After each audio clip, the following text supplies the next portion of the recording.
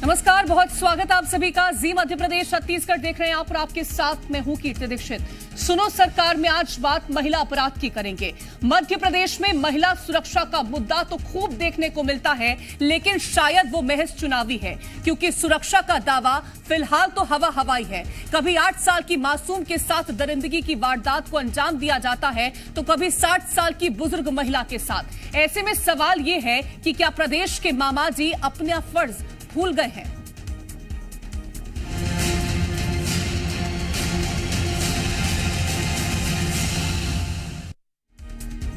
मध्य प्रदेश में महिलाओं के लिए योजनाएं तो खूब लॉन्च की जाती हैं, हर महीने उनके बैंक में रुपए भी डाले जाते हैं, लेकिन क्या सरकार ने कभी बेटियों की सुरक्षा के बारे में सोचा है? ये सवाल इसलिए क्योंकि मध्य प्रदेश में दुष्कर्म और अत्याचार की खबरें आम होती जा रही हैं। हर दिन ऐसे मामले सामने आ रहे हैं जो कानून व्यवस्था पर सवाल खड़े कर रहे हैं। एक बार फिर छतरपुर से जो मामला सामने आया वो ये बताने के लिए काफी है कि सरकार बेटियों की सुरक्षा को लेकर कितनी गंभीर है।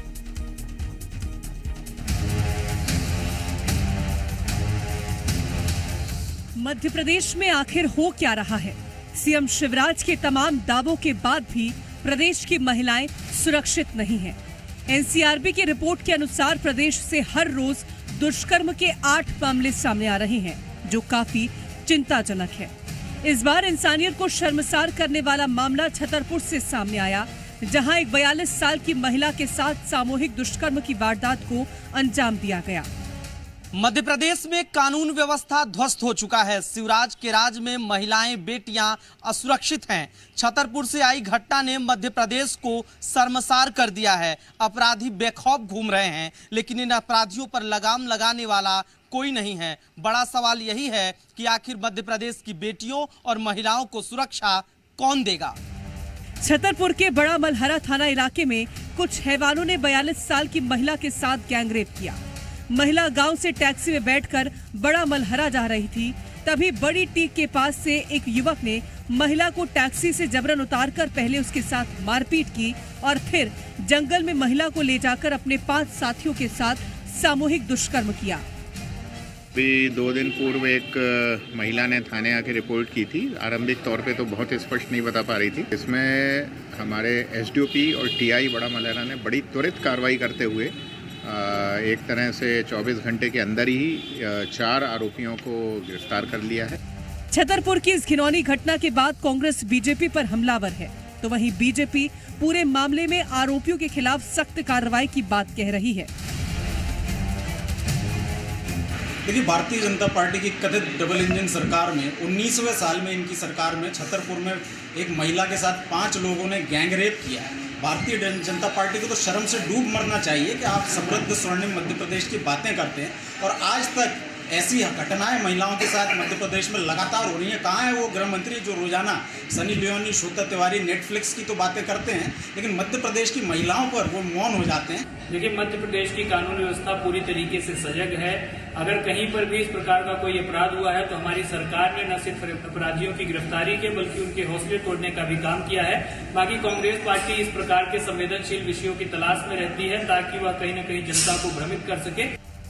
सीएम शिवराज मंचों से दावा करते हैं कि संकल्प लेते हैं कि वो महिलाओं के चेहरे पर मुस्कुराहट लेकर आएंगे और आंखों में आंसू नहीं आने देंगे। बीजेपी महिलाओं की खुशहाली में चमकीले विज्ञापनों से जनता को लाद रही है, वहीं मामा जी भी डायलॉग बाजी पूरी करते हैं, लेकिन ये नहीं बताते कि प्रदेश में इस मामा की बहनों की असल स्थिति क्या है। ब्यूरो रिपोर्ट, जी मीडिया। और अब आपको कुछ मामले बता देते हैं जो बीते दिन सामने आए, और मामले ऐसे जिन्हें सुनकर आपकी रूह कांप जाएगी। शिवपुरी में विधवा महिला के साथ सामूहिक दुष्कर्म किया गया। सगे भाइयों ने इस वारदात को अंजाम दिया। अशोकनगर में किडनैप करके महिला के साथ सामूहिक दुष्कर्म किया गया। अस्पताल से लौट रही महिला के साथ हैवानियत की गई। विदिशा में 15 साल की नाबालिग के साथ हैवानियत की गई। पीड़ित आरोपी की बेटी की दोस्त इंदौर में शॉपिंग मॉल में महिला सफाई कर्मी के साथ रेप किया गया। शौचालय में सफाई कर्मी महिला के साथ दुष्कर्म करता है। तो ये तमाम मामले निकल के सामने आए हैं मध्य प्रदेश से। अब मध्य प्रदेश से लगातार जो दुष्कर्म के मामले और महिला अपराध के मामले हैं, वो कई तरह के सवाल खड़े कर रहा है। पहला सवाल, अपराधियों के हौसले बुलंद, किसका मिल रहा है संरक्षण? दूसरा सवाल, मध्य प्रदेश में महिला सुरक्षा के दावे साबित हुए खोखले। तीसरा सवाल, मध्य प्रदेश की बेटियों को कब मिलेगा सुरक्षित माहौल? चौथा सवाल, आखिर कब तक बेटियों की अस्मत से खिलवाड़ होता रहेगा? पांचवा और अहम सवाल, मध्य प्रदेश के माथे से कब मिटेगा महिला अपराध का कलंक? ये कई सारे सवाल हैं और ज्यादा जानकारी के साथ संवाददाता अजय दुबे भोपाल से जुड़ गए।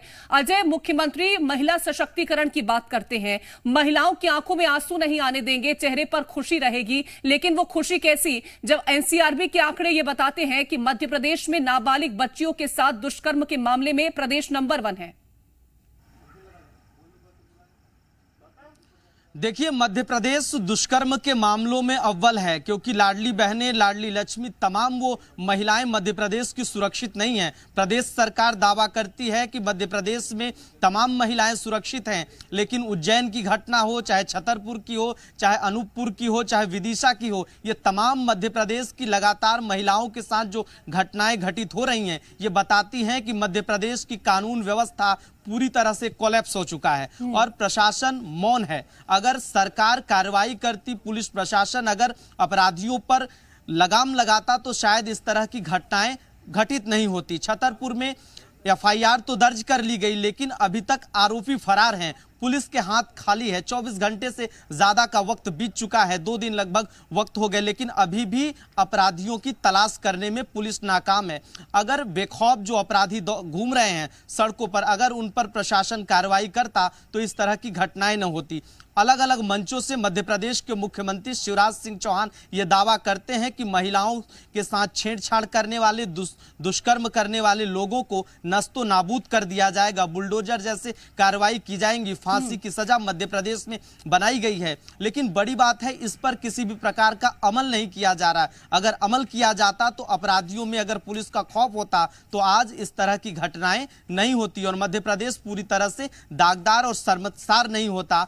और मध्य प्रदेश की स्थिति आज ये हो चली है कि अलग अलग जिलों में ये घटनाएं होती हैं, पुलिस के हाथ अभी भी खाली हैं। और छतरपुर में 45 वर्षीय महिला के साथ गैंगरेप हुआ और अभी तक आरोपियों की तलाश पुलिस नहीं कर पाई है। बिल्कुल, आरोपियों की तलाश पुलिस नहीं कर पाई है। और अजय, जिस तरह से एनसीआरबी के आंकड़े ये तो बताते हैं कि नाबालिग के साथ दुष्कर्म के मामले में मध्य प्रदेश नंबर 1 है, इसी तरह से बच्चियां हो, महिलाएं हो, वो गायब हो रही हैं, इसमें भी मध्य प्रदेश नंबर 1 है। सरकार कहती है कि हम बेटियों के उत्थान की बात करते हैं, सरकार कहती है कि बेटियों की तरफ कोई आंख उठा करके देखेगा उसे हम नेस्ते नाबूद कर देंगे, हम उसको फांसी की सजा दे देंगे। लेकिन एक ऐसा भी कोई मामला है जिसमें अभी तक सरकार ने फांसी दी हो? देखिए, सरकार के दावे तमाम खोखले साबित हो रहे हैं, क्योंकि अलग अलग जिलों में जिस तरह से चाहे नाबालिग बच्चियां हों चाहे बुजुर्ग हों, तमाम महिलाओं पर जिस तरह से अलग अलग स्थानों पर गैंगरेप दुष्कर्म की घटनाएं हो रही हैं, महिलाएं मध्य प्रदेश में बिल्कुल भी सुरक्षित नहीं है, क्योंकि मध्य प्रदेश की कानून व्यवस्था पूरी तरह से कोलैप्स हो चुका है।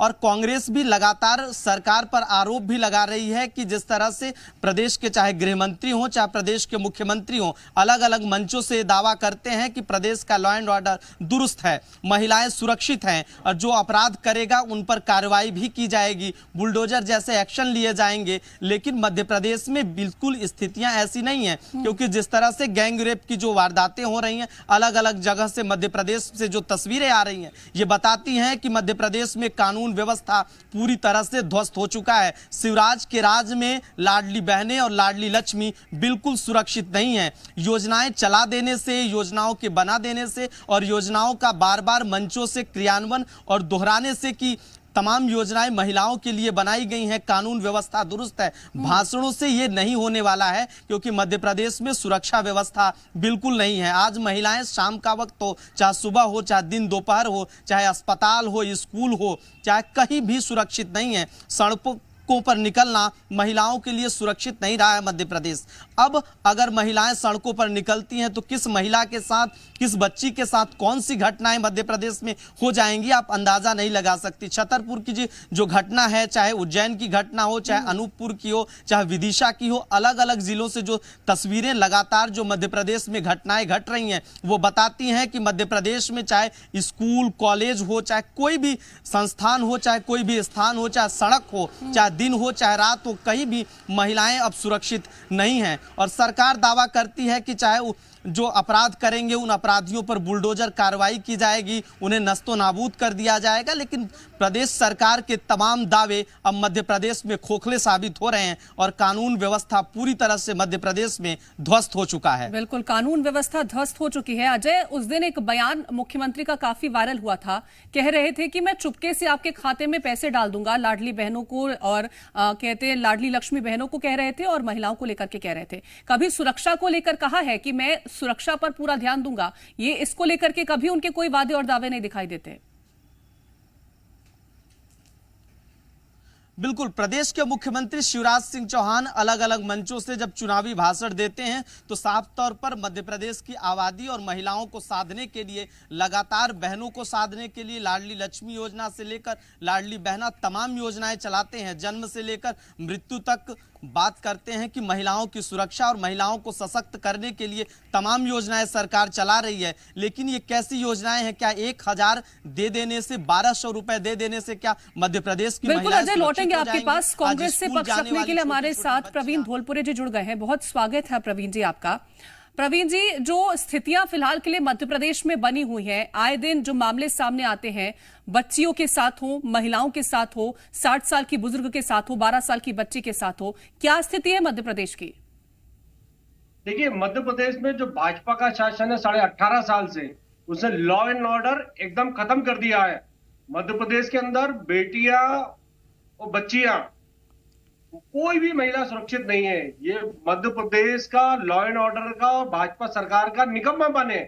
लगातार आप देखेंगे कोई ऐसा संभाग नहीं है जहां पर मध्य प्रदेश में कोई महिलाओं के साथ दुराचार की घटनाएं दिन में नहीं आती हूं, डेली आती हैं। नेमावर की घटना की बात करूं, बेरसी की करूं, रीवा की करूं, सतना की करूं, मैयर की करूं, पूरे प्रदेश के अंदर चौपट राज कर रखा है। सिर्फ घोषणावीर मामा आते हैं, महिलाओं को पुल्लवन देने की बात करते हैं, लेकिन महिलाओं की अस्मिता बचाने की बात नहीं करते हैं। इतने निकम्मे हमारे गृह मंत्री पूर्व के थे नरोत्तम मिश्रा जी, जो लगातार कहते थे कि हमने ये एक्शन लिया, वो एक्शन लिया। आपको बता दूं, अभी हाल ही में विदिशा के अंदर घटना हुई थी।